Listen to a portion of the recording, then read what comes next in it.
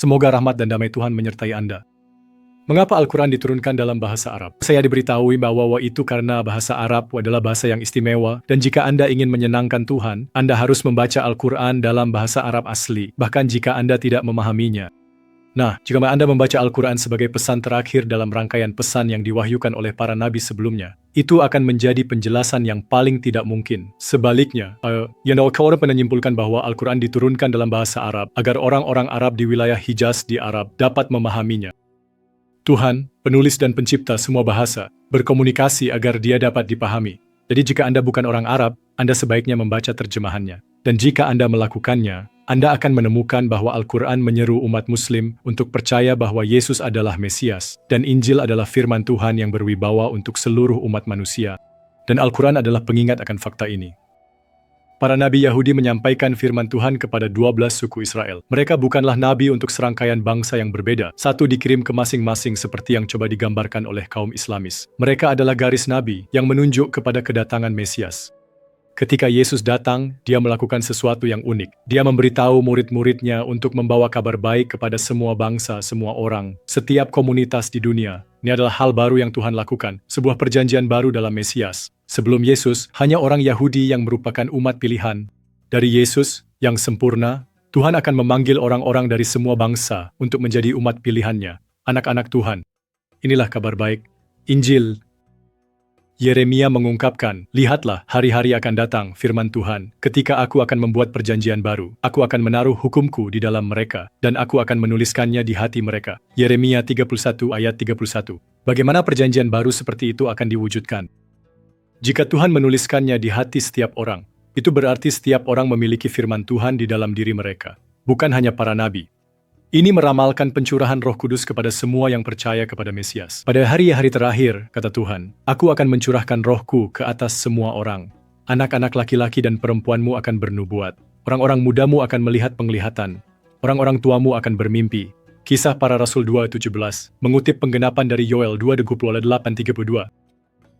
Petrus memberikan penjelasan ini kepada orang banyak yang menyaksikan Roh Kudus turun atas para rasul, dan semua murid Yesus lainnya menugaskan mereka sebagai utusan yang akan bernubuat firman Tuhan, menulis Alkitab Perjanjian Baru, dan menjadi utusan yang dikirim ke semua bangsa, seperti yang disebutkan dalam Al-Quran. Dan tiba-tiba datanglah dari langit suatu bunyi gaum, seperti tiupan angin keras, dan memenuhi seluruh rumah di mana mereka duduk, dan tampaklah kepada mereka lidah-lidah seperti nyala api yang bertebaran, dan hinggap pada mereka masing-masing. Dan mereka, para rasul Yesus dan banyak murid lainnya bersama mereka, semuanya dipenuhi dengan Roh Kudus, dan mulai berbicara dalam bahasa-bahasa lain, seperti yang diberikan oleh Roh kepada mereka untuk diucapkan. Kisah Para Rasul 2:24. Dan sungguh kami telah mengutus kepada setiap bangsa, umat, seorang rasul yang menyerukan, sembahlah Allah, dan jauhilah berhala-berhala palsu. Quran 16:36. Dan kami telah mengutus rasul-rasul sebelum kamu. Quran 40:8. Jadi perjanjian Musa berakhir, dan seperti yang dinubuatkan oleh Yeremia dan Yoel, Mesias memulai perjanjian baru. Nabi Yesaya membacakan janji Tuhan kepada Mesias, aku akan memberimu sebagai perjanjian bagi umat, cahaya bagi bangsa-bangsa. Yesaya 42:6. Jadi Mesias itu sendiri akan menjadi perjanjian baru. Bagaimana mungkin seorang manusia menjadi perjanjian? Yesaya 42:6. Yeremia menegaskan bahwa dia akan berasal dari keluarga Daud. Aku akan membangkitkan bagi Daud tunas yang benar. Dan inilah nama yang akan disebutkan kepadanya. Tuhan adalah kebenaran kita. Yeremia 23:5-6. Dia akan berasal dari keluarga Daud, tetapi dia akan menjadi untuk semua bangsa, tanda, standar bagi semua bangsa, untuk datang demi keselamatan. Pada hari itu akar Isai akan berdiri sebagai tanda bagi bangsa-bangsa. Kepadanya bangsa-bangsa akan mencari keselamatan. Yesaya 11:10.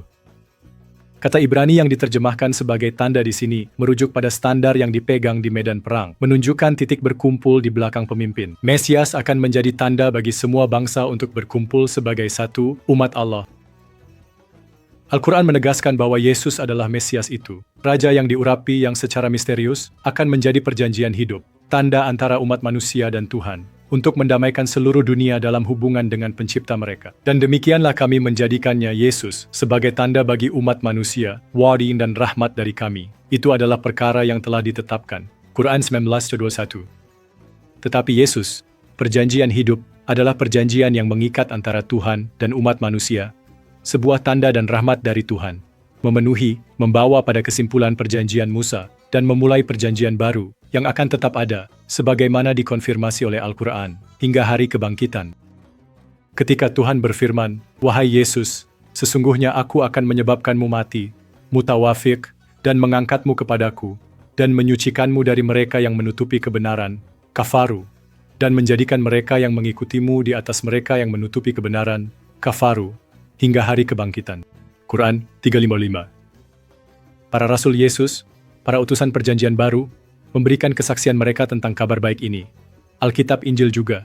Sebagaimana dikonfirmasi oleh Quran, kami mengutus Yesus, putra Maryam, yang membenarkan Taurat yang diwahyukan sebelumnya, dan kami memberinya Injil, kabar baik dari Tuhan untuk umat manusia. Quran Biliyam 46. Dan menurut Injil, dia memenuhi persyaratan hukum bagi semua yang akan menerima karunia Tuhan. Hukum Musa mengharuskan adanya persembahan suci untuk menebus dosa, kehidupan anak domba Allah, untuk kehidupan umatnya. Inilah keselamatan yang dilihat oleh Yesaya.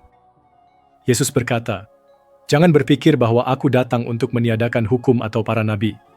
Aku tidak datang untuk meniadakannya, melainkan untuk menggenapinya. Karena sesungguhnya aku berkata kepadamu, sampai langit dan bumi lenyap, tidak satu huruf pun, tidak satu titik pun, akan lenyap dari hukum, sampai semuanya terjadi." Jadi jelas, hukum dan para nabi, kitab-kitab perjanjian lama dalam Alkitab tidak dirusak pada abad pertama, dan, kecuali jika Anda ingin menyebut Yesus sebagai nabi palsu, tidak ada perubahan atau kerusakan sekecil apapun yang dapat terjadi pada kitab-kitab Tuhan, sampai semuanya terjadi. Dan kapan semuanya akan terjadi? Tentu saja tidak sebelum hari penghakiman. Kemudian Yesus memberikan Injil, kabar baik bahwa seluruh dunia dipanggil untuk berdamai dengan Tuhan melalui Dia. Ini tidak lagi hanya untuk orang Yahudi. Sekarang ini untuk semua bangsa. Itulah mengapa disebut kabar baik. Oleh karena itu, menurut firman Tuhan, Quran 6 basis 15, Alkitab dalam Injil tidak dapat dirusak. Dan firman Tuhanmu telah dipenuhi dalam kebenaran dan keadilan.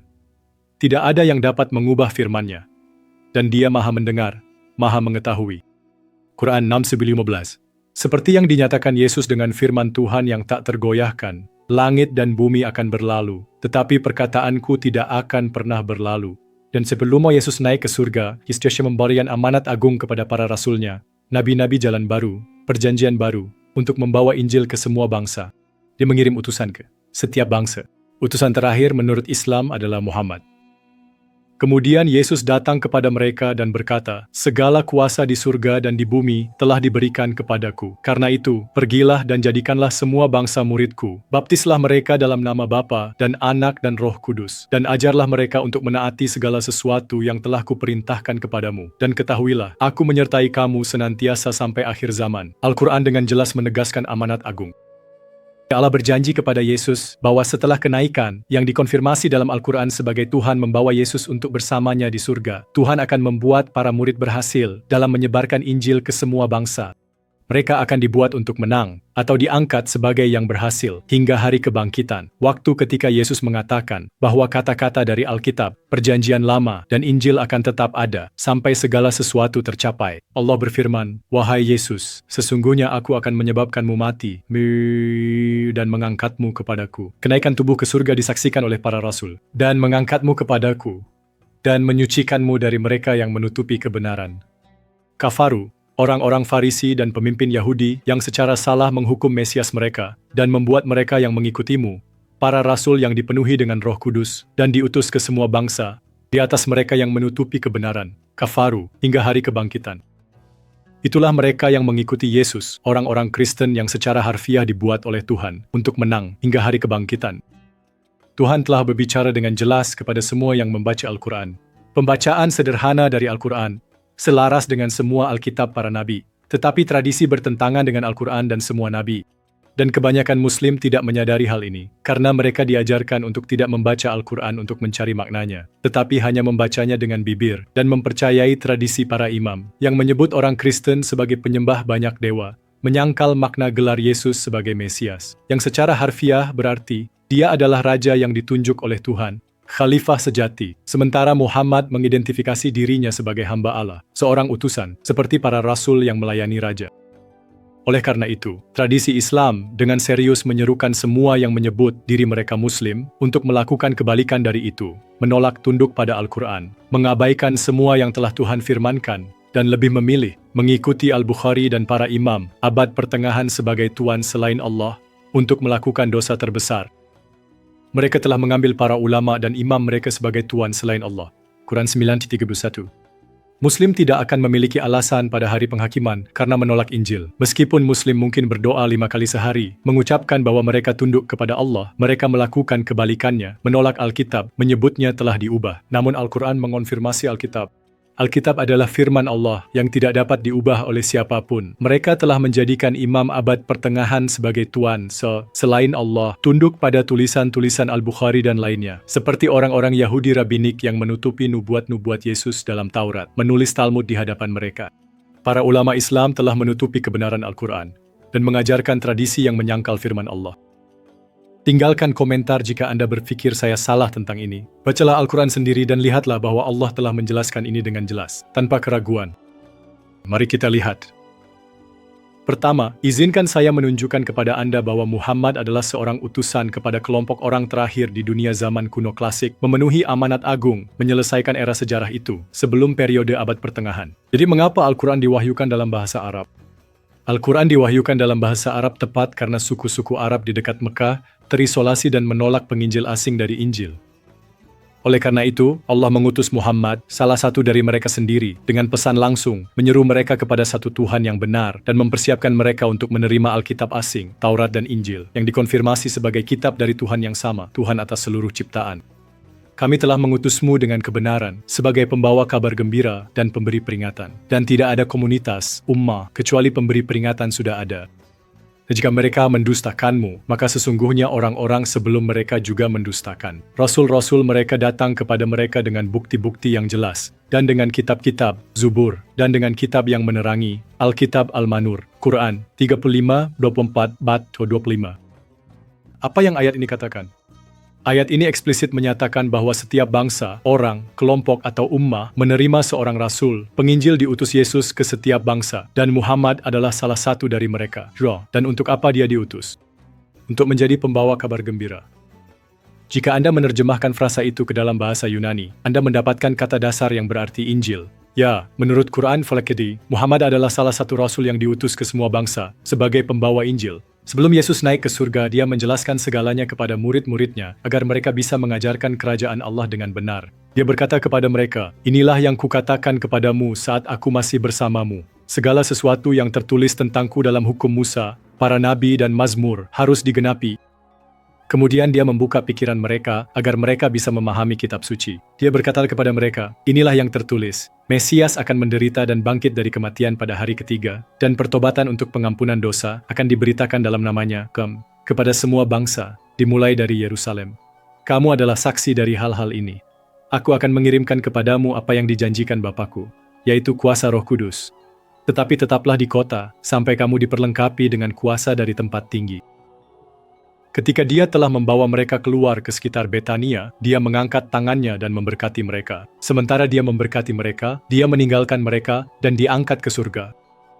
Kemudian mereka menyembah dia dan kembali ke Yerusalem dengan sukacita yang besar. Dan mereka terus-menerus berada di bait suci, memuji Tuhan. Melihat kembali pada Quran surah 35:25, apakah kita melihat bukti lebih lanjut bahwa ayat ini tentang penginjil Kristen yang diutus ke semua bangsa sebagai pembawa kabar baik, Injil? Ya.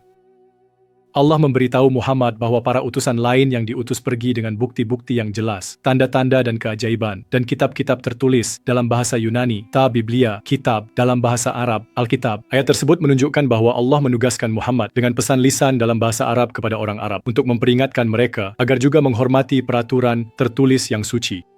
Allah menjelaskan kepada Muhammad bahwa semua bangsa lain sudah menerima Injil. Tetapi kesetiaan Allah mengharuskan bahwa dia tidak melewatkan satu bangsa pun dalam amanat agungnya, bahkan kepada orang-orang yang tidak berpendidikan di Hejaz yang terpencil. Pembacaan peristiwa ini pada masa Muhammad konsisten dengan sejarah. Jika mereka, orang-orang Arab pada menolakmu, utusan Arab yang buta huruf, mereka tidak akan memiliki alasan. Mereka menolak bukan hanya kamu, tetapi semua utusan yang memberikan peraturan tertulis. Alkitab yang kamu diutus untuk menegaskan agar mereka patuhi. Dia menurunkan kitab kepadamu dengan kebenaran, menegaskan apa yang sebelumnya, dan dia menurunkan Taurat dan Injil. Tidak ada yang bisa mengubah kata-katanya. Wahai kalian yang beriman, berimanlah kepada Tuhan dan Rasul-Nya serta kitab. Bacaan dari Alkitab. Dia menurunkan kepada Rasul-Nya dan kitab, Alkitab, yang dia turunkan sebelumnya. Siapapun yang menutupi kebenaran, kafarah, dalam Tuhan, dengan menyebut kitab-kitabnya rusak, malaikat-malaikatnya, kitab-kitab para nabi, rasul-rasulnya, dan hari akhir benar-benar telah tersesat jauh. Kami tidak membedakan antara mereka, dan kepadanya kami berserah diri. Mengklaim bahwa firman Allah yang diwahyukan kepada para nabi itu rusak dan hanya rasul terakhir yang harus diikuti adalah membuat perbedaan besar antara para rasul Allah dan kitab-kitabnya. Dan tidak ada yang bisa dijadikan pegangan ketika Al-Quran, pesan dari Muhammad, begitu jelas. Sebelum Muhammad ada penghalang antara Alkitab dan orang-orang Arab di Mekah. Itu adalah kitab asing. Namun bahasa tidak lagi menjadi penghalang. Muhammad menyampaikan kabar baik secara lisan, Injil, dalam bahasa Arab, dan dia menegaskan bahwa kitab-kitab suci asing, Alkitab Allah, yang diberikan sejak lama dengan pena, dalam bahasa Ibrani, Aram, dan Yunani, serta dalam terjemahan ke bahasa lain, meskipun bukan bahasa Arab, adalah firman Allah. Memang, peraturan tertulis dari Tuhan. Para rasul memberikan bukti-bukti yang jelas, tanda-tanda dan keajaiban, seperti yang dirinci dalam kitab kisah para rasul, yang termasuk dalam Alkitab, firman otoritatif Allah, yang tidak dapat diubah oleh siapapun. Meskipun Anda mungkin sudah akrab dengan mukjizat Musa dan Yesus, para rasul yang menulis perjanjian baru juga melakukan tanda-tanda yang kuat.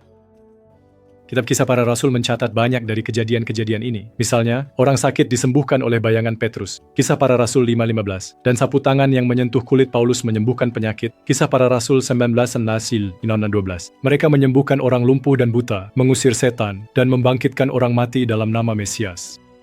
Bukti-bukti seperti ini menegaskan asal ilahi dari firman tertulis tersebut. Orang Arab yang buta huruf tidak bisa lagi mengklaim ketidaktahuan, karena Muhammad, seorang Arab yang tidak bisa membaca dari antara mereka, akan melafalkan ayat dari kitab dalam bahasa Arab untuk mengonfirmasi Injil. Jika Tuhan memilih metode lain, orang Arab masih akan memiliki alasan. Quran menegaskan bahwa seorang asing yang berbicara bahasa Arab akan ditolak, dan seorang Arab yang membawa kitab asing juga akan diabaikan. Hanya seorang Arab yang buta huruf, yang melafalkan bahasa Arab yang sempurna dalam dialek Mekah, yang diwahyukan langsung oleh Roh, yang dapat menghilangkan setiap alasan. Jika mereka menolak pesan sekarang, itu hanya karena ketulian dan kebutaan mereka sendiri.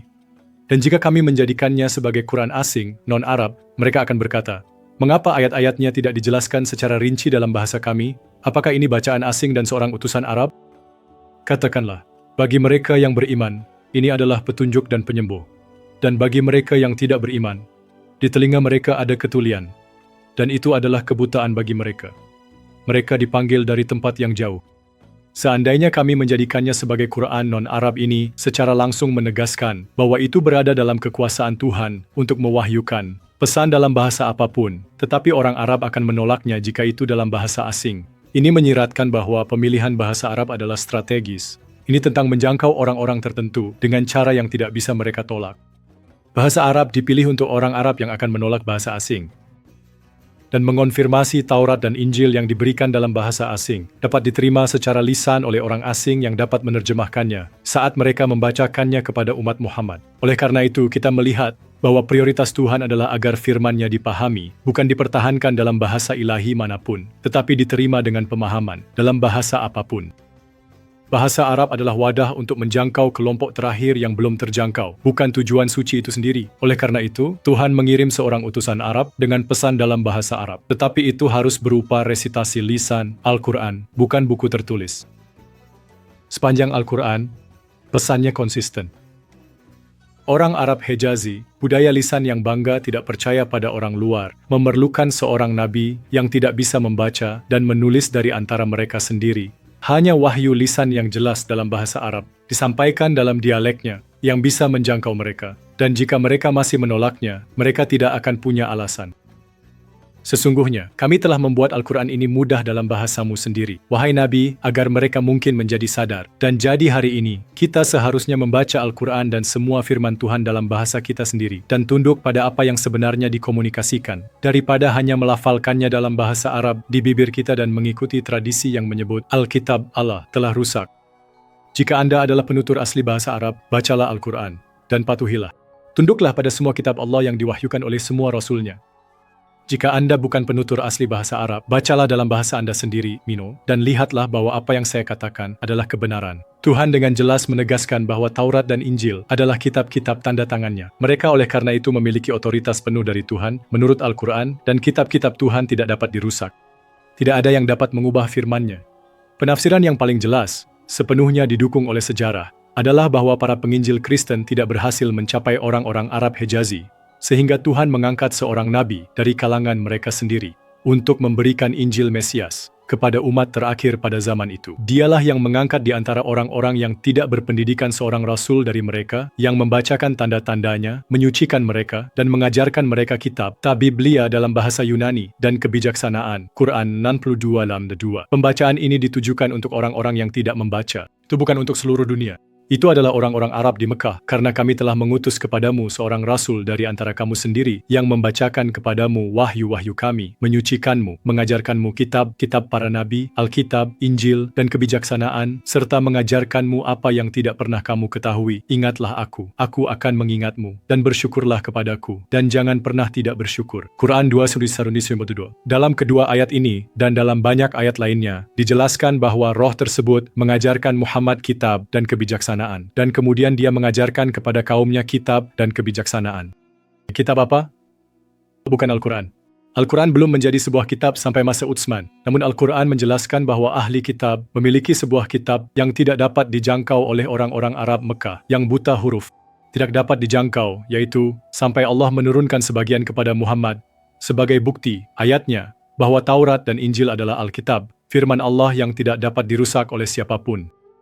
Alkitab adalah Injil, dan bacaan dari kitab tersebut, kisah-kisah Adam, Nuh, Ibrahim, Musa, dan banyak lagi, terdapat dalam bacaan yang diilhami dalam bahasa Arab yang murni.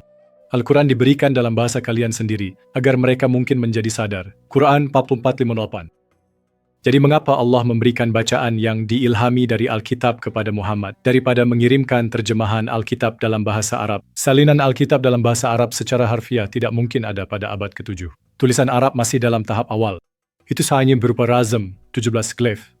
Teks konsonan kerangka dari Al-Quran, tanpa tanda diakritik atau tanda vokal. Itu hanya cocok sebagai pengingat bagi seorang penyair, yang sudah menghafal bacaan dari karya tersebut. Ini dikenal baik di kalangan ulama Islam yang mengetahui bahwa keandalan Al-Quran bergantung pada tradisi lisan.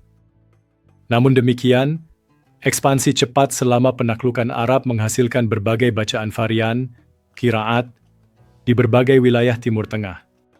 Hal ini tidak hanya diakui secara luas dalam keilmuan Islam klasik, tetapi juga ditunjukkan oleh bukti manuskrip awal dan kritik teks modern. Tulisan semacam itu tidak dapat mempertahankan makna Injil, tidak untuk 200 tahun ke depan. Oleh karena itu, diperlukan bacaan lisan dari Alkitab, kitab dari ahli kitab. Alkitab orang Yahudi memiliki banyak nubuat tentang Mesias, dan rencana Tuhan untuk menebus umatnya di bawah perjanjian baru Mesias, tetapi diperlukan pembacaan yang cermat untuk melihat semua yang dikatakannya. Yohanes yang memerlukan pemahaman. Yesus harus menunjukkan banyak hal itu kepada murid-muridnya. Muhammad mungkin juga mengetahui banyak hal ini, tetapi tradisi para imam telah menutupinya, membuatnya tampak seolah-olah Muhammad mengklaim bahwa Alkitab bernubuat tentang dirinya daripada tentang Mesias. Tetapi kita tahu, Alkitab memiliki lebih dari 100 nubuat yang dipenuhi oleh Yesus, dan Muhammad tidak disebutkan. Tradisi itu salah. Quran benar. Alkitab adalah Alkitab dan tidak ada yang bisa mengubahnya. Kemudian dia membuka pikiran mereka agar mereka bisa memahami kitab suci. Dilepaskan kepada mereka inilah yang tertulis. Mesias akan menderita dan bangkit dari kematian pada hari ketiga, dan pertobatan untuk pengampunan dosa akan diberitakan dalam namanya kepada semua bangsa, dimulai dari Yerusalem. Lukas 24:5. Menurut Yesus, ini telah dinubuatkan dalam Taurat dan para nabi. Anda memerlukan ketepatan linguistik untuk menyampaikan hal ini. Jika ide-ide tersebut disalahartikan, agama sinkretis yang salah akan menjadi tak terhindarkan, dan orang-orang Arab di dan sekitar Mekah, Yowis, akan memiliki alasan untuk tidak menerima Injil. Jadi diperlukan sebuah resitasi lisan dalam dialek Arab orang Mekah. Dan apa isi dari resitasi itu? Pesannya sederhana. Hanya ada satu Tuhan. Dia tidak akan mentolerir Anda menjadikan pemimpin agama, rabi, biksu, atau imam sebagai Tuhan selain Allah, karena dia tidak memiliki sekutu. Anda harus menolak semua berhala dan dewa palsu. Tidak ada dewi, setengah dewa, atau dewa keluarga. Dia tidak memiliki sekutu. Dan Yesus adalah tanda bagi umat manusia.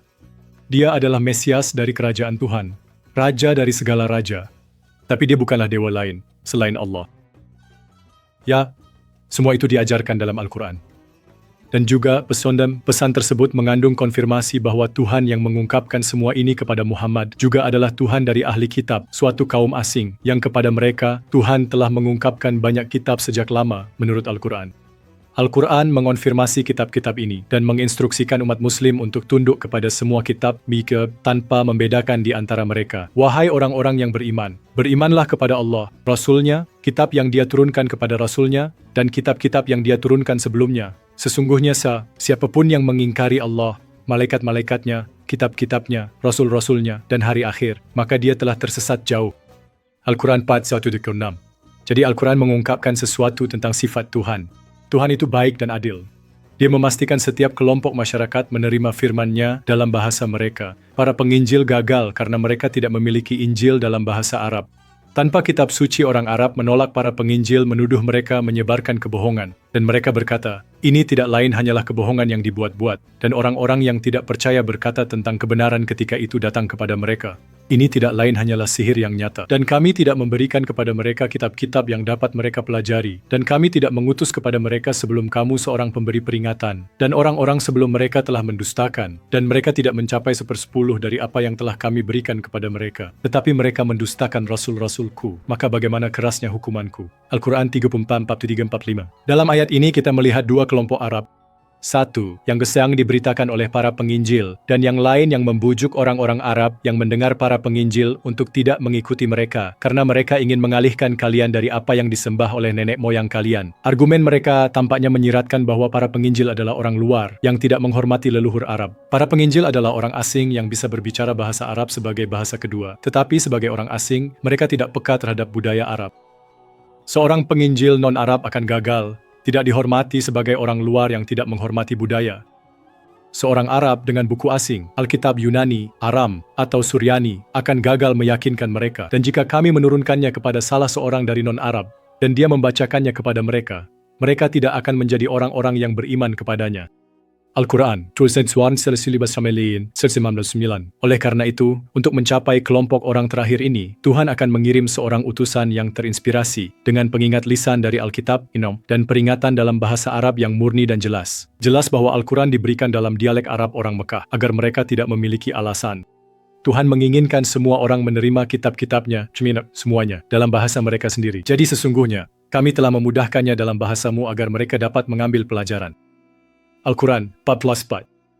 Jadi, apakah umat muslim yang tidak fasih berbahasa Arab klasik harus membaca Al-Quran dalam bahasa Arab tanpa memahami karena itu diperintahkan oleh Tuhan? Atau apakah itu hanya diwajibkan oleh para imam agar para pengikut tetap dalam ketidaktahuan? Saya pikir Al-Quran sudah jelas. Tuhan ingin semua orang membaca firman-Nya dengan pemahaman penuh dalam bahasa mereka sendiri untuk memudahkan, agar Anda dapat memperhatikan peringatan-peringatan tersebut. Peringatan bahwa Anda harus tunduk kepada semua kitab Tuhan, bahwa pesan yang diberikan oleh Muhammad adalah kabar gembira, Injil dari Mesias. Dan bagaimana dengan orang-orang di negara-negara saat ini, yang tidak dikenal pada zaman Muhammad? Tuhan akan mengirim seorang utusan, seorang penginjil yang berbicara dalam bahasa Anda untuk menyampaikan Injil. Itulah janji Tuhan. Itulah amanat agung. Untuk menjadikan semua bangsa murid bagi Mesias, Raja segala raja. Dan kami tidak mengutus seorang rasul pun, kecuali dengan bahasa kaumnya, agar dia dapat menjelaskan kepada mereka. Dan untuk setiap bangsa ada seorang rasul. Jadi ketika rasul mereka datang, akan diadili di antara mereka, dengan adil, dan mereka tidak akan dirugikan. Dan sungguh, kami telah membangkitkan, mengutus seorang rasul di setiap bangsa. Ini selaras sempurna dengan Injil. Penginjil diutus ke setiap bangsa. Mereka baik sudah mengetahui bahasa bangsa tersebut, atau mereka dapat menggunakan lingua franca dengan kalangan terpelajar dari bangsa itu untuk membangkitkan utusan lokal yang dapat berbicara bahasa asli dengan lancar dan bahkan menerjemahkan Injil untuk bangsa mereka sendiri. Kita tahu dari kisah Muhammad bahwa penginjil tidak mungkin mencapai Mekah dan daerah sekitarnya, karena bukti kenabian Muhammad adalah bahwa dia, seorang pria buta huruf dan tidak berpendidikan yang tidak memiliki pengetahuan tentang Alkitab, dapat mengucapkannya dari Alkitab sebagai Quran lisan. Jadi Vex, dia gak mendapatkan pesannya dari mendengarkan seorang penginjil Kristen berkhotbah. Roh Bakr langsung pada Muhammad dan memberinya tugas sebagai orang dalam etnis yang ingin Arab Hijazi di Mekah yang terpencil. Jadi mengapa tidak ada penginjil biasa yang pergi ke Mekah seperti yang mereka lakukan untuk seluruh dunia? Bukan karena kurang usaha, tetapi gurun itu keras dan para panglima perang suku Arab Badui yang mengendalikannya bahkan lebih sulit. Roh memberitahu Muhammad bahwa meskipun banyak bangsa percaya, pada abad ke-7 seluruh Eropa Selatan, Asia Kecil, Suriah, Lebanon, Palestina, Mesir, dan Afrika Utara, mayoritas Kristen, semenanjung Arab memiliki hasil yang beragam. Dan mungkin karena medan yang sulit, banyak daerah terpencil menjadi tempat perlindungan oasis bagi kelompok-kelompok sesat yang menggabungkan pesan Kristen dengan ide-ide pagan mereka sendiri, menciptakan agama-agama sinkretis palsu yang menyembah Yesus dan Maria sebagai dewa lain, selain Allah. Muhammad diberi ayat untuk mengoreksi kaum sesat sinkretis ini yang menganut triteisme, dengan mengatakan 3 dewa. Namun kemudian, para imam akan mengajarkan bahwa ayat-ayat tersebut menentang kekristenan ortodoks, tetapi ini jelas-jelas salah. Berabad-abad yang lalu, umat Muslim mungkin memiliki alasan untuk percaya bahwa orang Kristen adalah politeis, tetapi tidak hari ini. Dan ketika Allah akan berkata, "Wahai Isa, apakah kamu mengatakan kepada orang-orang, ambillah aku dan ibuku sebagai 2 Tuhan selain Allah?" Quran 5:16. Tentu saja penolakan retoris terhadap syirik ini tidak berinteraksi dengan kelompok Kristen manapun, tetapi ini menunjukkan risiko kesalahan dalam salah memahami Injil. Roh tersebut memberitahu Muhammad untuk melakukan perjalanan melintasi wilayah, tanah-tanah di sekitar Hejaz. Penginjil telah pergi dengan Injil ke tempat kelompok-kelompok bidah sinkretis ini berada, sehingga dia dapat melihat langsung dan memahami mengapa penginjil tersebut gagal. Berjalanlah di muka bumi, dan lihatlah bagaimana akibat bagi orang-orang yang mendustakan. Mereka tidak memiliki penolong, dan mereka bersumpah dengan sumpah yang paling kuat demi Allah, bahwa Allah tidak akan membangkitkan orang yang mati. Tetapi ya, itu adalah janji yang benar, yang mengikat atasnya, tetapi kebanyakan orang tidak mengetahuinya. Quran 16:8. Pertimbangkan memahami ayat ini dalam terang Injil. Para rasul sebelumnya, para penginjil, telah berusaha menjangkau orang-orang Arab, membagikan 2 poin penting: tinggalkan berhala dan dewa-dewa palsu, serta percaya kepada seseorang yang mati dan dibangkitkan. Namun, orang-orang Arab mengejek Injil, menolak Mesias yang disalibkan, bersumpah melawan nama Tuhan. Mereka mengejek kebangkitan sebagai sesuatu yang tidak masuk akal. Allah tidak akan membangkitkan orang yang mati. Reaksi ini adalah tipikal dari orang-orang kafir non-Yahudi, karena Injil tentang Kristus yang disalibkan adalah batu sandungan bagi orang Yahudi dan kebodohan bagi orang non-Yahudi. Namun kebijaksanaan Tuhan adalah untuk merendahkan orang yang sombong, yang bijak, tetapi mengajarkan mereka kebijaksanaan sejati melalui nelayan di Galilea dan utusan di Mekah. Pertimbangkan ayat-ayat dari Perjanjian Baru yang mengungkapkan situasi serupa di antara orang-orang kafir Yunani dan orang-orang Yahudi, diaspora yang keras kepala. Di manakah orang yang bijak? Di manakah guru hukum? Di manakah filsuf zaman ini? Tuhan menjadikan kebijaksanaan dunia menjadi kebodohan? Karena dalam kebijaksanaan Tuhan, dunia melalui kebijaksanaannya tidak mengenal Dia. Tuhan berkenan melalui kebodohan, diberitakan menyelamatkan mereka yang percaya. Orang Yahudi menuntut tanda-tanda dan orang Yunani mencari kebijaksanaan. Tetapi kami memberitakan Kristus yang disalibkan, batu sandungan bagi orang Yahudi, dan kebodohan bagi orang bukan Yahudi. Tetapi bagi mereka yang dipanggil Tuhan, baik orang Yahudi maupun orang Yunani, Kristus adalah kekuatan Tuhan dan kebijaksanaan Tuhan. 1 Korintus 1:20-25. Jadi sekali lagi, Al-Quran menegaskan narasi dari Injil. Para penginjil telah mengajarkan bangsa-bangsa di seluruh dunia untuk meninggalkan berhala dan menyembah satu-satunya Tuhan yang benar, yang diungkapkan melalui Yesus Sang Mesias. Berbagai bentuk kekristenan telah menyebar di seluruh semenanjung Arab, yang mengarah pada pengabaian atau penghancuran kuil-kuil berhala, yang disebut Ka'abas di Arab. Semua kecuali yang di Mekah, benteng terakhir dari paganisme. Dan kami tidak mengutus seorang rasul pun kecuali dengan bahasa kaumnya untuk menjelaskan kepada mereka. Dan Allah menyesatkan siapa yang Dia kehendaki dan memberi petunjuk kepada siapa yang Dia kehendaki. Dan Dia Maha Perkasa, Maha Bijaksana. Quran 14:4. Tuhan meyakinkan Muhammad bahwa alasan yang dulu dimiliki kaumnya untuk menolak penginjil asing tidak akan berlaku lagi. Kali ini Roh akan berbicara langsung kepada Muhammad dalam bahasa Arab Hejazi yang jelas dan tepat. Seorang Arab yang tidak terpelajar dari tradisi lisan Quraisy akan secara ajaib menyampaikan ayat tanda-tanda wahyu. Sementara para penginjil sebelumnya mungkin telah menerjemahkan ayat-ayat dari kitab Tabiblia ke dalam bahasa Arab yang patah-patah yang mengundang ejekan. Utusan terakhir akan melafalkannya dalam dialek Hejazi yang sempurna. Ini bukanlah kata-kata asing yang dibaca dari sebuah buku, melainkan ucapan ilahi yang diwahyukan dalam bahasa Arab oleh Roh Tuhan dari kitab tersebut. Muhammad diyakinkan bahwa kaumnya tidak akan lagi dapat menolak ayat sebagai buatan asing. Inilah wahyu dari kitab yang tidak ada keraguan darinya dari Tuhan semesta alam. Atau apakah mereka mengatakan, Dia mengarangnya? Sebaliknya, itu adalah kebenaran dari Tuhanmu, agar kamu dapat memperingatkan suatu kaum yang belum pernah didatangi pemberi peringatan sebelum kamu, sehingga mungkin mereka akan mendapat petunjuk. Quran 32:23. Di masa lalu, orang-orang Arab Hejazi menolak pesan tersebut dengan mengatakan bahwa Dia, Sang Penginjil, mengarangnya. Tetapi kali ini, Tuhan akan mengirim seorang nabi dengan wahyu sejati dari kitab. Dengan memberikan wahyu lisan kepada Muhammad yang berakar pada kitab suci, disampaikan dalam dialek mereka sendiri. Tuhan menghilangkan alasan mereka. Mereka tidak bisa lagi mengklaim bahwa pesan itu dibuat-buat atau asing. Jadi kita menyimpulkan dengan 3 poin. Pertama, Al-Quran menegaskan bahwa pesan Muhammad adalah kelanjutan dari misi para rasul dan penginjil yang diutus ke setiap bangsa dalam pemenuhan bahwa amanat agung. Kedua, Al-Quran menegaskan Taurat dan Injil serta memberikan pengingat dan peringatan untuk tunduk kepada semua kitab Tuhan tanpa membedakan antara utusan Arab dan semua utusan Yahudi asing. Ketiga, Tuhan memastikan bahwa firman-Nya disampaikan dalam bahasa asli atau umum dari setiap kelompok masyarakat, karena keinginannya adalah agar semua orang diundang ke dalam hubungan cinta dengannya dan satu sama lain, memenuhi hukum untuk mencintai Tuhan dan mencintai sesama. Oleh karena itu, umat Muslim seharusnya mempercayai pembacaan dan pemahaman mereka sendiri terhadap Al-Quran dalam terjemahan yang mereka pahami. Jika umat Muslim melakukan ini, mereka akan menemukan keselarasan antara Taurat, Injil, dan Al-Quran. Mereka tidak seharusnya mengambil imam sebagai Tuhan selain Allah, tetapi percaya kepada Allah yang mengatakan tidak ada yang bisa mengubah firman-Nya. Berlangganan saat saya ungkap keselarasan semua nabi. Bacalah sendiri, carilah kebenaran seperti yang diungkapkan oleh Tuhan. Jika Anda melakukannya, Anda akan menemukan bahwa semuanya mengarah kepada Yesus, dan bahwa Mesias akan menanggung beban Anda.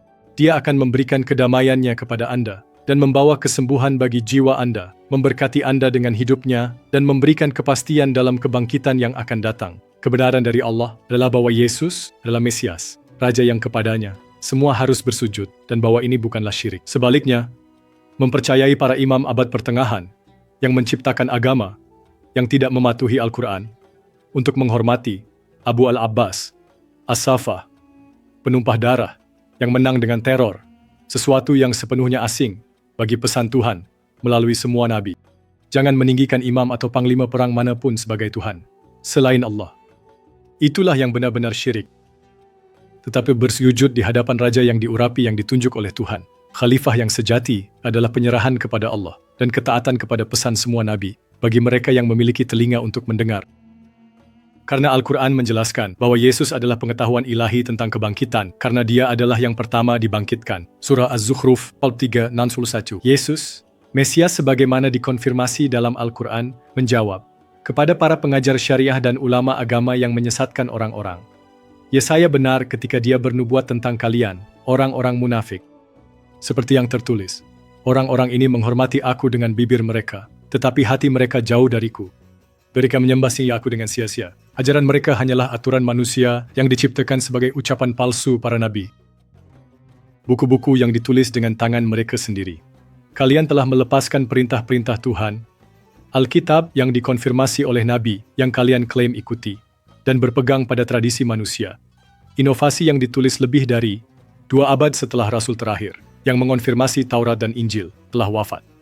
Dan dia melanjutkan, kalian memiliki cara yang baik untuk mengesampingkan perintah-perintah Tuhan.